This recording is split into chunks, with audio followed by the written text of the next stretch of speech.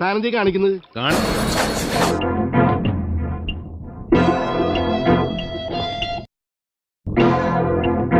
കഴിഞ്ഞില്ല ഇനി കൊറേണ്ട്. ചിരി നമ്മൾ മണ്ണ് തപ്പും.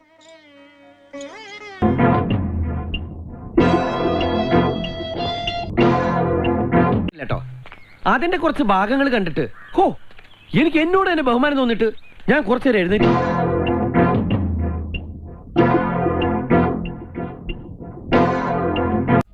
ഒരു മാറ്റവും ഇല്ലല്ലോ.